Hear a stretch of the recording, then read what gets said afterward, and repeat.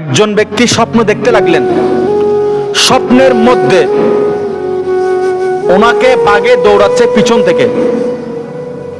উনি বাঘের ভয়ে যাইতে যাইতে যখন অর্ধেক গেল, সামনে পেল একটা কূপ। উনি বাঘের ভয়ে কূপের মধ্যে লাফ দিলেন।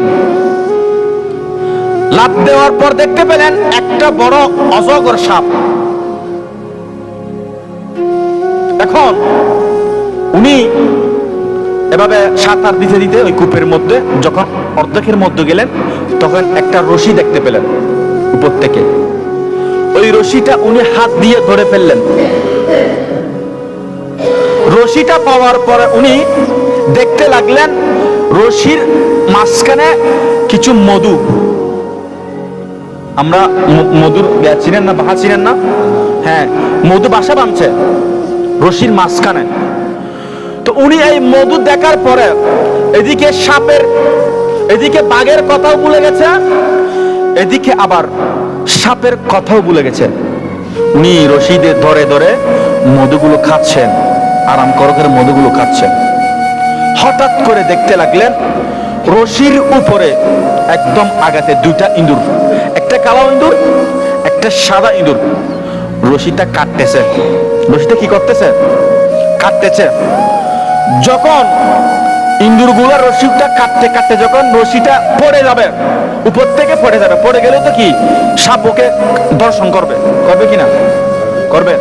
যখন রশিটা পড়ে যাচ্ছে, এই মুহূর্তে ওই ব্যক্তির ঘুমটা ভেঙে গেল।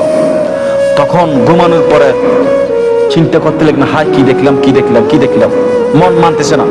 তখন ইমাম গাজ্জালী রহমতুল্লাহ আলাইহির দরবারে গেলেন, হুজুর আমি এরকম এরকম স্বপ্ন দেখেছি, এটার ব্যাখ্যা করে দেন। তখন ইমাম গাজ্জালী রহমতুল্লাহ উত্তর দিয়েছেন, শুনো বাবা, তুমি স্বপ্নের মধ্যে যে বাঘটি দেখেছো, যে বাঘটি তোমাকে দৌড়াচ্ছে, এটা হচ্ছে হযরত আজরাইল আলাইহিস সালাতু ওয়াস সালাম। তুমি যে কূপটা দেখেছো, এটা হচ্ছে তোমার কবর। যেই সাপটা দেখেছো কূপের মাঝখানে, এটা হচ্ছে তোমার কবরের আযাব। তুমি মধু পাওয়ার পরে বাঘের কথা বলে গেছো, অর্থাৎ তুমি দুনিয়াদারি নিয়ে আজরাইলের কথা বলে গেছো, পরকালের কথা বলে গেছো। তুমি মধু পাওয়ার পরে কবরের কথা ভুলে গেছো। তুমি মধু পাওয়ার পরে সাপের কথা মানে কবরের আযাবের কথা ভুলে গেছো। হুজুর বুঝলাম, এই যে উপরে কালো ইঁদুর, সাদা ইঁদুর ছিল, এরা কারা ছিল? তখন ইমাম গাজ্জালী বললেন, সাদা ইঁদুর মানে দিন, কালো ইঁদুর মানে রাত। তো তোমার দিন রাত এভাবে দুনিয়া নিয়ে ব্যস্ত থাকতে থাকতে চলে যাচ্ছে।